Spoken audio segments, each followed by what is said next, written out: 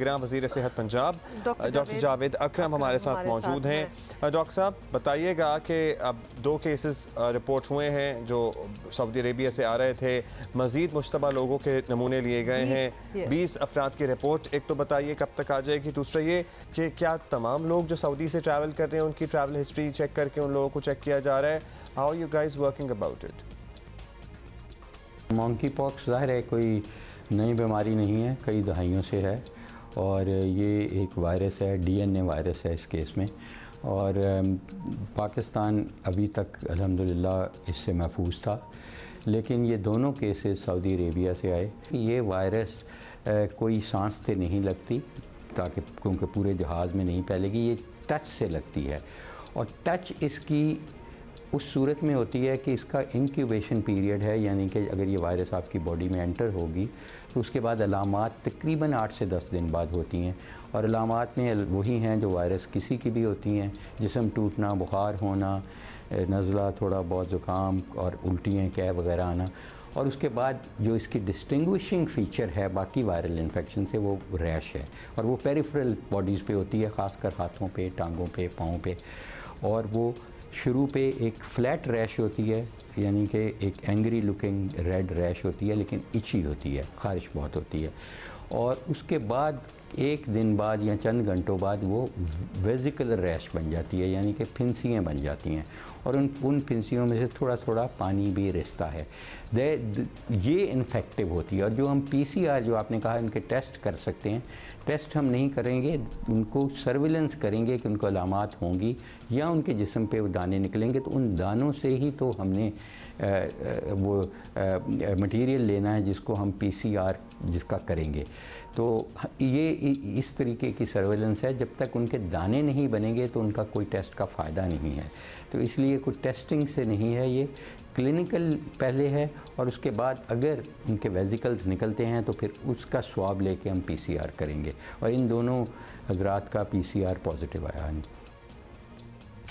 बड़ा ख़तरनाक किस्म की एक्सप्लेनेशन दी। अच्छा डॉक्टर साहब ये बताएं कि अगर हम बैरून मुल्क से आने वाले लोगों की ऑब्वियसली वायरस ने कहीं से तो आना है, तो उम्रे से तो बहुत से लोग जो हैं वो ऑलरेडी वापस आ चुके हैं, जबकि बहुत से आ भी रहे हैं, तो वो सिलसिला अभी जारी है। तो क्या इन सब की स्क्रीनिंग होनी चाहिए आपके ख्याल में? और बाकी मुल्कों से भी आ रहे हैं, आपको पता है गल्फ स्टेट से तो बहुत आते रहते हैं, तो उन मुल्कों से भी आने वालों की स्क्रीनिंग होनी चाहिए। आप क्या सजेस्ट करेंगे? देखिए, स्क्रीनिंग इसकी यही है कि जैसे जहाँ पे ओरिजिन ऑफ द फ्लाइट है, जहाँ बोर्ड होते हैं, वहाँ पे थर्मोग्राम लगे होते हैं कि इनका टेम्परेचर चेक हो। अगर किसी ने उस वक्त एंटीपायरेटिक ली हुई है तो वो फ़र्क चीज़ है। फिर जहाज़ पे क्योंकि ये 4-5 घंटे होते हैं, तो जहाज़ वालों को अलर्ट होना चाहिए कि अगर उन्होंने ख़ुद कह दिया कि मेरी तबीयत ख़राब हो रही है या फिंसियाँ निकल रही हैं, तो उनको सिर्फ लिटाना काफ़ी नहीं था, उसका रिपोर्ट होना ज़रूरी था। और ये बहुत ज़रूरी था। और फिर जब लैंडिंग पे उनको बताना चाहिए था उस जहाज़ वालों को कि इस पैसेंजर की तबीयत ख़राब थी। उनका कोड ऑफ कंडक्ट में ये चीज़ आती है, तो ये इसको वायलेट किया गया। उनको, मेरा ख़्याल है, उस एयरलाइन को भी किसी न किसी तरीके से फ़ाइन भी होना चाहिए और उसके ख़िलाफ़ एक्शन भी होना चाहिए। और फिर हमारी इमिग्रेशन स्टाफ के, जहाँ सिविल एविएशन अथॉरिटी के डॉक्टर्स बैठे हैं, वहाँ उनका काम ही यही है कि ऐसी बीमारियां जो इंपोर्ट हो रही हैं उनसे रोकथाम अपने मुल्क को महफूज किया जाए। वो भी मिस हुआ। ये तो ख़ुद एक्टिवली जाके इन्होंने रिपोर्ट किया हॉस्पिटल में, बाद में तो ये डिटेक्ट हुआ। तो इसलिए मैं समझता हूँ कि हमें जो उम्रे से हमारे आ रहे हैं बहन भाई बुज़ुर्ग, उनके लिए हमें यही करना है कि हमें पहले सऊदी गवर्नमेंट से बात करनी है, क्योंकि ये तो बंदा कन्फाइनमेंट में था, इसने तो कन्फाइनमेंट में it should have been detected और उसको ऐसे डिपोर्ट नहीं करना चाहिए था, उसको क्वारंटाइन वहीं करनी चाहिए थी। ये भी हमें थ्रू डिप्लोमेटिक चैनल्स ऑब्वियसली उनको ये सारा बताना पड़ेगा। फिर उसके बाद हमें यही स्क्रीनिंग उनकी ज़्यादा फाल होनी चाहिए at the time of origin. इसका ये भी मतलब है कि जो हमारे डिपार्चर्स हो रहे हैं वहाँ पे भी हमारे डॉक्टर्स को ज़्यादा अलर्ट होना चाहिए, सिविल एविएशन के जो बॉर्डर कंट्रोल के डॉक्टर्स हैं। और फिर एयरलाइन, और फिर खाली फॉर्म भरवा लेना मेरा नहीं ख्याल काफ़ी होगा। तो इसलिए डेफिनेटली ये इसकी सर्विलेंस है।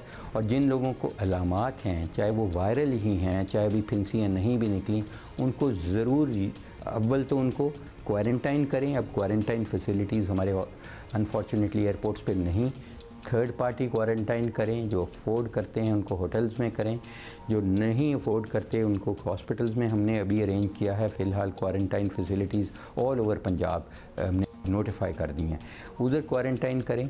और फिर अगर उनके जब वेजिकल्स निकलते हैं तो उनकी टेस्ट करें और फिर उनकी ट्रेसिंग करें किन किन को उन्होंने कॉन्टैक्ट किया है। अच्छा डॉक्टर साहब, ये फरमाइएगा कि वैक्सीन तो है, मंगवाने का भी कहा जा रहा है कि अब पाकिस्तान ने बाज़ाब्ता कहा है आलमी इदारों से कि हमें वैक्सीन फराहम की जाए, तो क्या अब हज सीज़न भी शुरू होने वाला है, हज ऑपरेशन कुछ ही दिन में, क्या हज पर जाने वाले तमाम अफराद को ये वैक्सीन लगाई जाएगी? कुछ इस सिलसिले में सोचा है ऑलरेडी?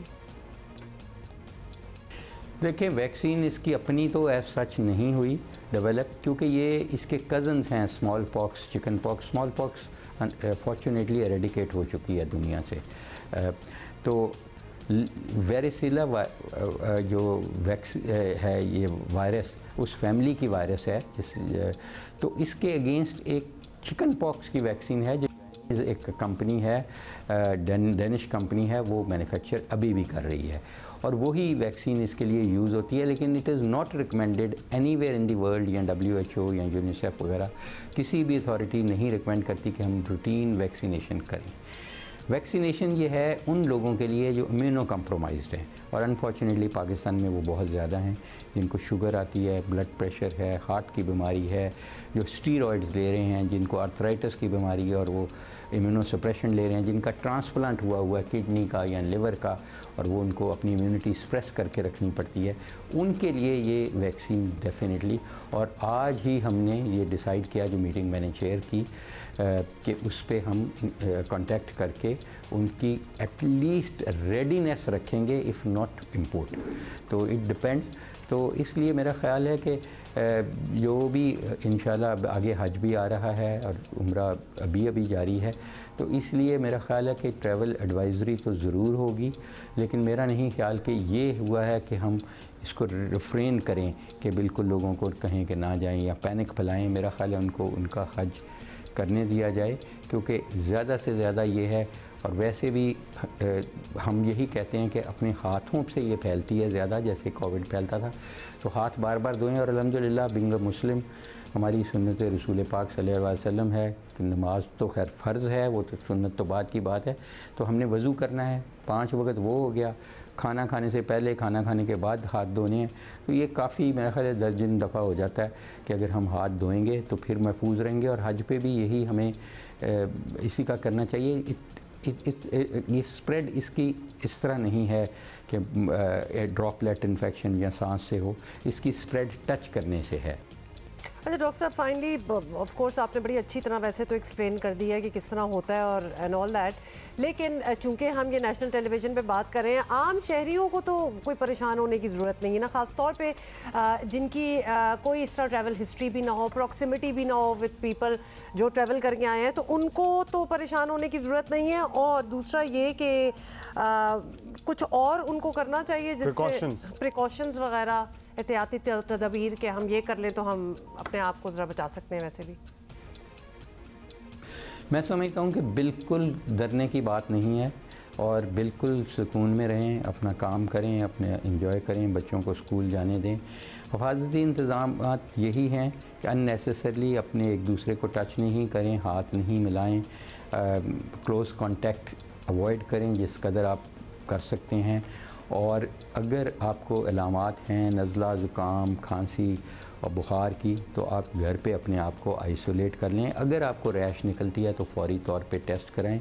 बाकी क्योंकि पाकिस्तान है और पाकिस्तान में हमारी अपनी तहकीक और बेइंतहा तहकीकात हैं कि आधी पॉपुलेशन को 40 साल के बाद ब्लड प्रेशर है, 30% को शुगर है और हार्ट की बीमारी बहुत ज़्यादा है, फालिज बहुत ज़्यादा है। तो इन लोगों को अपना दवायात लें और कंट्रोल रखें इन बीमारियों को। ये बीमारियां आपका जीवन साथी हैं। और अगर आपका विटामिन डी, जो कि अक्सर 80% लोगों का कम है, अगर कम है तो ज़रूर vitamin D supplementation one form और दी अदर लेते रहिए।